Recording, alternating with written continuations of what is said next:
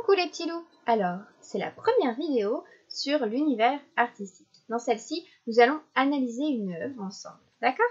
C'est parti! L'œuvre que j'ai choisie, c'est celle-ci. Elle s'appelle Composition 1. L'artiste, c'est Jesus Raphael Soto.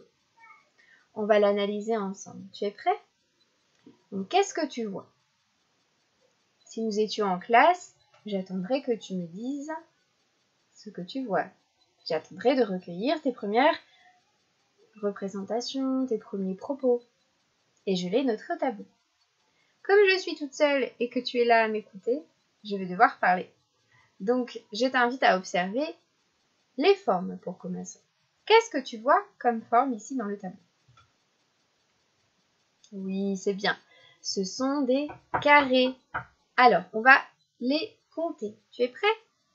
Alors, c'est parti. Allez, on y va, on les compte. On va commencer tout en haut. On va essayer de procéder de manière stratégique. Regarde bien ma flèche, mon curseur. Nous allons compter en nous déplaçant de gauche à droite. D'accord? Pour ne pas en oublier un seul.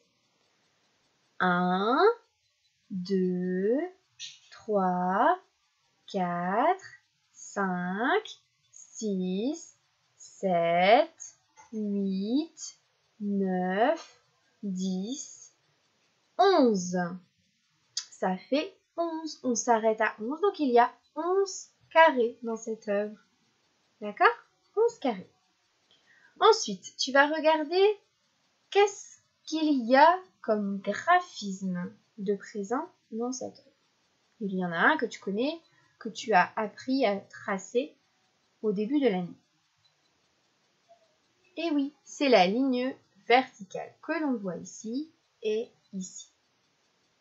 Donc tu peux constater que la feuille est divisée en deux parties. Une partie ici où l'arrière est tout blanc et une partie ici où l'arrière est constituée de lignes verticales. C'est bien. Tiens, tu as remarqué, il y a deux carrés qui ne sont pas colorés comme les autres. Ces deux carrés-là, qui sont dans la partie blanche, ont des lignes verticales. C'est rigolo. C'est un choix artistique. D'accord? Les autres carrés sont colorés. Qu'est-ce qu'on a comme couleur d'ailleurs? On va les dire.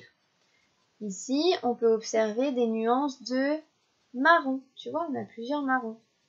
On va du marron le plus clair au marron le plus foncé. D'accord? Ensuite, on a des nuances de vert. Lequel est le plus foncé d'après toi? Oui, c'est celui-là qui est le plus foncé. Ensuite, on a un carré bleu, un carré qui est un peu rose ou un peu rouge. Au choix, c'est toi qui décides.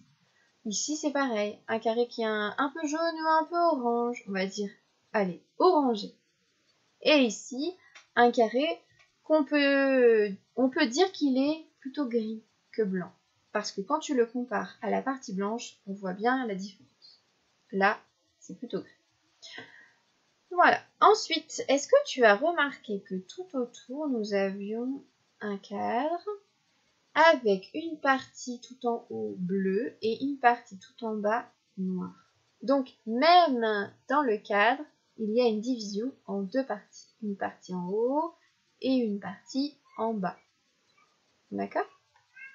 Est-ce que tu peux me dire s'il y a plus de carrés en haut ou plus de carrés en bas? Je te laisse quelques secondes pour réfléchir. Et oui, il y a plus de carrés en bas. C'est bien, plus de carrés en bas. Tu as raison. On va les compter.